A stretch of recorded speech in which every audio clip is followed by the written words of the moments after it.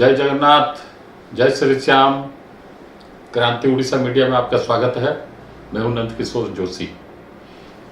सभी दर्शकों से अनुरोध है, कृपया इस चैनल को लाइक करें, सब्सक्राइब करें, शेयर करें एवं बेल बटन अवश्य दबाएं। आज हम चर्चा करने जा रहे हैं चीन और भारत के बीच जितने भी कमांडर स्तरीय आजकल वार्ता चल रही है पिछले करीब 1.5-2 साल से, उसको और समझौते हुए हैं आपस में। चीन और भारत के कमांडर स्तरीय वार्ता में जो भी समझौते हुए हैं वो सबको चीन लागू नहीं कर रहा है।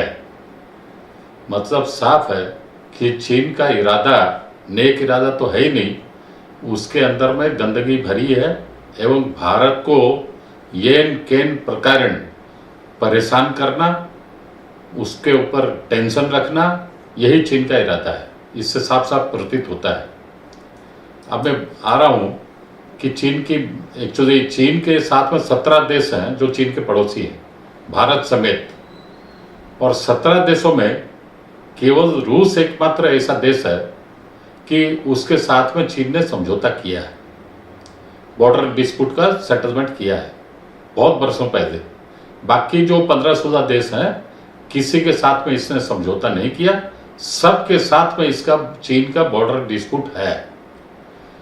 रूस के साथ में क्यों किया इसको मालूम है, चीन को मालूम है कि रूस मेरे ऊपर भारी पड़ेगा और रूस युद्ध के क्षेत्र में जो अमेरिका को टक्कर दे सकता है, एक बहुत बड़ा सुपर पावर है युद्ध के मैदान में, उससे पंगा नहीं ले सकता। इसलिए वो मजबूरी में माने रूस के साथ में समझौता बॉर्डर का किया हुआ है। बाकी सब के साथ में उसके डिस्प्यूट है। उसमें जैसे ताइवान है, वियतनाम है, फिलीपाइंस है, म्यांमार है, भारत है, सब के साथ में और अनेकों देश हैं जो उसके बॉर्डर देश हैं, सबके साथ में उसके बॉर्डर डिस्प्यूट हैं। 1947 से लेकर प्रधानमंत्री नरेंद्र मोदी के आने तक अर्थात 2014 तक चीन ने, हमारा देश तो 1947 में आज़ाद हुआ और चीन को आज़ादी मिली या चीन का जो कम्युनिस्ट शासन स्थापित हुआ 1949 में, मतलब भारत के 2 साल के बाद, आज़ादी के 2 साल पश्चात चीन ने अपने भारत का जो बॉर्डर एरिया है उसके आसपास में अपना इंफ्रास्ट्रक्चर शुरू दिन से ही उसने बहुत बढ़िया बना के रखा है और अभी भी क्रम उसका मतलब कार्य जारी है। लेकिन भारत सरकार ने 1947 से लेकर अभी तक अर्थात 2014 तक बॉर्डर एरिया में इंफ्रास्ट्रक्चर पर कोई ध्यान नहीं दिया। क्यों नहीं दिया? पिछली जो कांग्रेस की सरकारें थी उन्होंने एक ही तर्क हमेशा दिया कि अगर हम लोग बॉर्डर एरिया में सड़कें, इंफ्रास्ट्रक्चर वगैरह बना देंगे तो चीन को उसका लाभ मिलेगा। चीन कभी भी नई दिल्ली तक आ सकता है, आक्रमण करने पर उसको आसानी से रास्ता मिल जाएगा, सड़कें मिल जाएगी। उस समय भी प्रधानमंत्री नेहरू के समय, इंदिरा गांधी के समय और दूसरे प्रधानमंत्रियों के समय भी हमारे फौजी जो बड़े बड़े आर्मी के जो जनरल हुए हैं, लेफ्टिनेंट जनरल हुए हैं, उन्होंने उस समय भी बारंबार तर्क दिया है कि अगर वो लोग आ सकते हैं, चीनी सैनिक अगर दिल्ली तक आ सकते हैं तो हम लोग क्या बीजिंग तक नहीं जा सकते? चीन की राजधानी बीजिंग तक हम लोग भी जा सकते हैं। इसलिए आप बॉर्डर एरिया में, भारत चीन के जो बॉर्डर एरिया है उस पर आप इंफ्रास्ट्रक्चर डेवलप कीजिए, सड़कें, ब्रिज वगैरह बनाइए। लेकिन मोदी के आने के पहले तक किसी सरकार ने कोई ध्यान नहीं दिया। प्रधानमंत्री मोदी आने के बाद बॉर्डर रोड ऑर्गेनाइजेशन जो एक है संस्था, उसने पूरा फुल स्पीड में अभी काम जारी रखा हुआ है।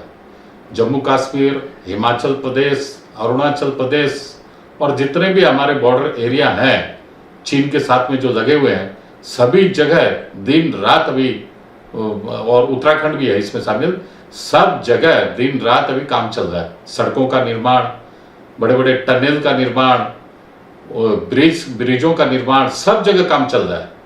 चीन ने अपने भारत के बॉर्डर के आसपास के इलाकों में, विशेषकर अरुणाचल प्रदेश इलाकों में, उसने छोटे मोटे गांव भी बसा दिए हैं, 4-5 गांव भी बसा दिए हैं। चीन के लोगों को लाकर वहां बसा दिया है, सारी इंफ्रास्ट्रक्चर फैसिलिटी दिया है। तो भारत ने भी उसके जवाब में सिक्किम में और उत्तराखंड में भारत ने भी एकदम बॉर्डर एरिया के पास गांव बसा दिए हैं। वो इसलिए गांव बसाए हैं भारत सरकार कि भाई कभी भी कोई बॉर्डर पर अगर हलचल होगी तो सबसे पहले गांव वालों को पहले सूचना मिलती है। इसलिए वो गांव वालों को जैसे ही सूचना मिलेगी वो तुरंत हमारे फौज को, हमारी सरकार को खबर दे सकते हैं। इसलिए चाइना ने भी यही कदम उठाया है। पहले तो चाइना ने ये कदम उठाया कि भारत के साथ में बॉर्डर एरिया पर अरुणाचल प्रदेश में 4-5 गांव बसाए हैं। वैसे अभी भारत ने भी अरुणाचल प्रदेश में और सिक्किम एरिया में बॉर्डर के ऊपर भारतीय गांव भी बसाए हैं खबर देने के लिए। बहुत अच्छा सही कदम है। और इंफ्रास्ट्रक्चर अभी इतना मतलब बहुत बढ़िया हो रखा है। बड़ी बड़ी आसाम से लेकर अरुणाचल प्रदेश तक अंडरग्राउंड मतलब ओवरब्रिज भी बनाया गया है, अंडर वाटर भी सारी व्यवस्था की गई है। और सड़कें को एक से एक वर्ल्ड क्लास सड़कें बनाई गई है। पहाड़ों को चीर कर काट कर सड़कें बनाई गई है, टनल बनाए गए हैं, जिससे कि हमारे फौजियों को, फौजी साजो सामान को लाने ले जाने में कहीं कोई दिक्कत ना हो। इसके अलावा 12 महीना लेह लद्दाख पर जैसे 12 महीना साजो सामान वहाँ डंप रह सके, फौजी आना जाना कर सके, वो सब की भी सारी साइंटिफिक वे में और बढ़िया से बढ़िया इंफ्रास्ट्रक्चर फैसिलिटी भारत सरकार ने वहाँ मुहैया कराई है।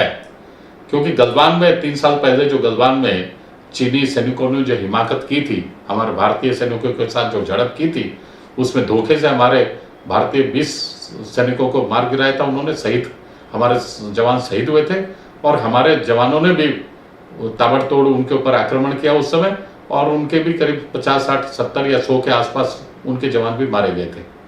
तब से भारतीय सेना, भारत की सरकार ज़्यादा सावधान हो गई है, ज़्यादा सतर्क हो गई है। 1962 वाला चीन अब भारत नहीं रहा।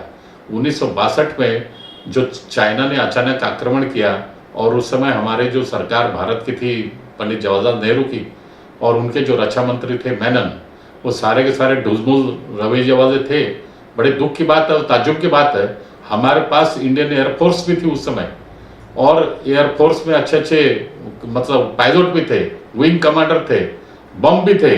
और हम लोग हमारे जो एयरफोर्स के उस समय के जो चीफ थे, उन्होंने भारत सरकार को सजेशन भी दिया था नेहरू जी को कि आप हमें इजाजत दीजिए, हम जाकर जो चाइना जो एडवांस आ गया है, मतलब तिब्बत एरिया को पूरा कैप्चर कर लिया, भारत के अंदर भी घुस आए जम्मू कश्मीर एरिया में, हम लोग उनके ऊपर बमबार्ड करके उनको विदा कर देंगे। लेकिन प्रधानमंत्री नेहरू और रक्षा मंत्री मेनन ने उनको वो इजाजत नहीं दी। हमारे प्लेन सारे के सारे खड़े रह गए, सारे के सारे बम धरे रह गए, और हमारी एयरफोर्स हाथ पे हाथ धर के बैठी रही, जबकि उनके कोई एयरफोर्स भी नहीं थी उस समय। ना उनके पास प्लेन था चाइना के पास, ना कोई बम था, ना एयरफोर्स थी। मतलब इसी तरह की जो लापरवाही जो और ये जो सब एक्टिविटी जो की, एक तरह से तो देश विरोधी एक्टिविटी है। तो भी आज देखिए 1967 में एक बार फिर जब इंदिरा गांधी के जमाने में एक बार फिर चीन ने हिमाकत की थी, और जब हिमाकत की तो पलट के भारतीय सैनिकों ने चीनी सैनिकों के दांत खट्टे कर दिए थे। बहुत अच्छे से उनको भगा दिया था हमारी भारत की सीमा से। चीन के हमेशा एक आदत है, वो सारे पड़ोसियों की जमीनों पर निगाह गड़ाए रखता है, और उसका एक थ्योरी है, एक एक इंच भी अगर कैप्चर करोगे तो सालों साल में, कई साल में हमारे कई स्क्वायर किलोमीटर हमारे क्षेत्र में आ जाएगा। ये चीन की डिप्लोमेसी रही है शुरू से ही।